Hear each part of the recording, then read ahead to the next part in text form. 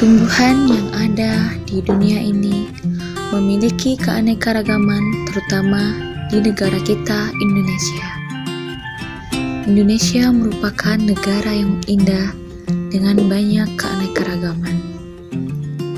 Keanekaragaman ini membuat kita telah melihat banyak bentuk tanaman yang beraneka ragam, termasuk bentuk daun itu sendiri. Coba kita amati daun di sekitar kita, pasti satu dengan yang lainnya memiliki perbedaan bentuk. Saya Ratika Nyarti, saya dari UIN SF Jambi, merupakan mahasiswa tadris biologi. Di mana di sini saya akan menjelaskan tentang morfologi daun. Daun sendiri adalah organ vegetatif tumbuhan yang merupakan tempat berlangsungnya fotosintesis. Memiliki 5 fungsi. Yang pertama, fotosintesis, yang kedua, reabsorpsi, yang ketiga, asimilasi, yang keempat, transpirasi, dan yang kelima adalah respirasi.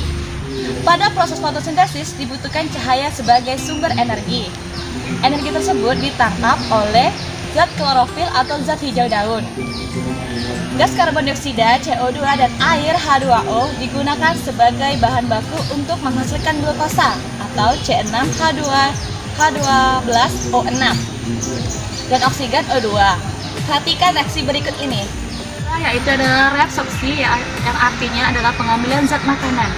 Zat yang diambil adalah anorganik seperti CO2, dilakukan melalui stomata atau mulut daun. Di sini kita bisa lihat ya, ada mulut daun, di setiap daun itu ada mulut daunnya. Nah, setelah itu bahan baku yang akan digunakan untuk fotosintesis itu adalah yang diambil oleh zat daun tadi. Fungsi yang ketiga yaitu adalah asimilasi, di mana adalah pengolahan zat makanan. Jadi, zat yang telah diambil pada saat proses reabsorpsi atau pengambilan zat makanan tadi akan diolah sedemikian rupa dalam proses fotosintesis, di mana CO2 ditambah air dari akar yang diolah oleh matahari menghasilkan zat organik, glukosa, dan O2. Fungsi daun yang keempat yaitu adalah transpirasi, di mana keadaan hilangnya uap air melalui mulut daun atau stomata. Ini terjadi pada saat stomata membuka mulutnya untuk mengambil CO2 untuk berlangsungnya proses fotosintesis. Fungsi daun yang terakhir ada respirasi, di mana definisi dari respirasi ini sendiri adalah serangkaian proses penguapan oksigen melalui organ pernapasan untuk memecah senyawa organik yang berupa CO2, air, dan juga sumber energi yang dilakukan pada mulut daun atau stomata. Daun sendiri memiliki dua, yaitu ada daun lengkap dan daun tidak lengkap.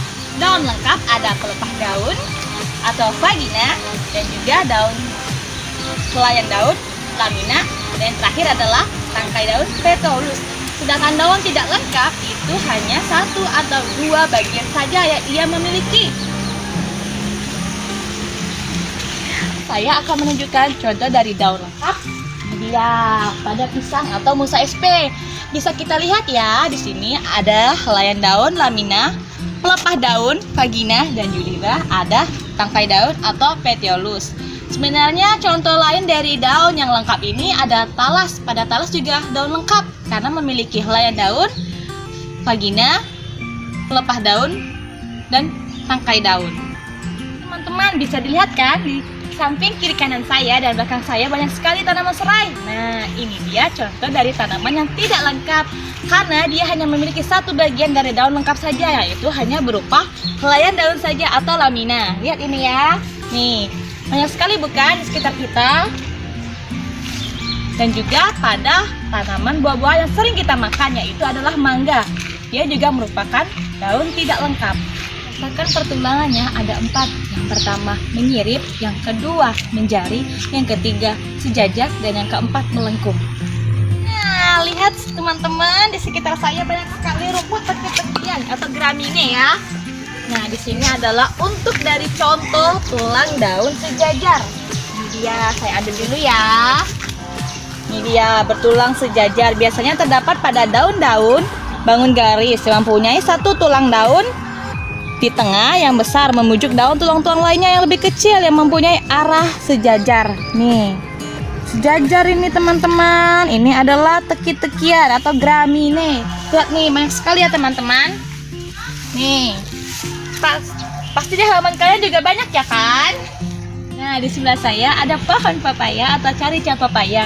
Di sini adalah bentuk dari tulang daun menjari atau palminervis. Bisa dilihat di sini. Kalau dari ujung tangkai daun keluar beberapa tulang yang memencar, memperlihatkan susunan seperti jari-jari pada tangan. Nih, seperti jari pada tangan kita ya kan? Nah, ini adalah bentuk dari tulang daun menjari. Nah, daun rambutan dan juga di belakang saya ada pohon rambutan. Nah, ini merupakan contoh dari bentuk tulang daun menirip atau palminervis, yaitu mempunyai satu ibu tulang yang berjalan dari pangkal ujung daun hingga terusan ke tangkai daun. Di sini ya bisa dilihat, ini contoh dari tulang daun menirip atau palminervis. Selanjutnya itu ada contoh untuk daun yang melengkung atau setulangan yang melengkung. Ini ada siri. Nah, di mana daun ini pun mempunyai beberapa tulang yang besar, satu di tengah yaitu paling besar, sedangkan yang lainnya mengikuti jalan tepi daun. Jadi semula memencar kemudian kembali menuju ke satu arah, yaitu ujung daun hingga kelihatan melengkung nih. Ini tengah satu besar, kemudian yang lainnya mengikutin. Nih, membentuk ke satu arah menjadi melengkung. Inilah contoh untuk yang pertulangan daun melengkung. Macam-macam ujung daun, yaitu yang pertama ada meruncing, yang kedua runcing, yang ketiga terbelah, yang keempat tumpul, yang kelima membulat. Lihat di sebelah kiri saya, di sini ada pohon sirsak. Nah, ini merupakan contoh dari daun meruncing atau acuminatus. Lihat ya, ujung daunnya ini meruncing. Meruncing ya teman-teman. Nih, lihat teman-teman, meruncing. Seperti ujung meruncing. Seperti runcing sih, cuman titik pertemuannya ini lebih jauh, lebih tinggi dari dugaan kita. Lihat ini, ujungnya tampak sempit nih. Nah, ini dia yang namanya meruncing.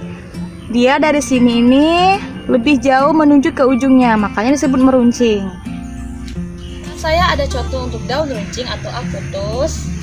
Ya. Kedua tepi ujung daun di kanan kiri ibu tulang sedikit demi sedikit ke atas membentuk sudut lancip 90 derajat lebih kecil. Nih, kedua tepi daunnya ya membentuk ke atas sudut lancip 90 derajat lebih kecil. Nah, ini adalah bentuk lain dari contoh daun yang runcing. Nih, bisa dilihat bukan? Ini sangat terlihat banget kalau ini meruncing ya. Dari tepi kanan kiri daunnya itu langsung menuju ke atas membentuk sudut lancip kurang dari 90 derajat. Tumpul obtusus, tepi daun yang semula masih agak jauh dari ibu tulang cepat menuju ke suatu titik pertemuan membentuk sudut tumpul besar 90 derajat. Contohnya itu pada pohon ini. Ini merupakan pohon solfisik atau Manicara cauchi. Bisa dilihat di sini. Nih, ini kan semulanya agak jauh nih, terus kesini membentuk sudut 90 derajat, lebih besar dari 90 derajat. Merupakan bentuk dari ujung daun membulat. Ada pada kembang sepatu seperti bulat telur ya, Hibiscus rosa sinensis. Nah, membuat ini seperti ujung yang tumpul tetapi tidak terbentuk sudut hingga ujung daun merupakan suatu busur terdapat pada daun yang bulat dan jorong. Nih, ini adalah bentuk daun dari kembang sepatu untuk contoh membulat. Ujung daun berduri bisa dicontohkan pada tanaman ini. Bisa dilihat ini. Ujung daun ditutup dengan suatu bagian yang keras seperti duri. Nih, ya. Nah, nih yang keras seperti duri.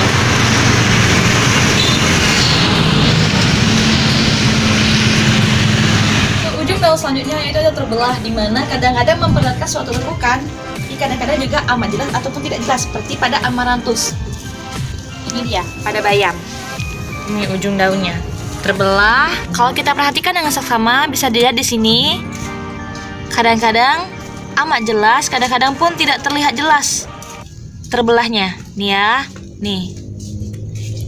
Contoh ujung daun yang terakhir yaitu ujung daun rompang atau ujung daun tampak sebagai garis yang rata. Contohnya itu ada pada semanggi. Berikut merupakan contoh dari ujung daun rompang, yaitu pada daun semanggi.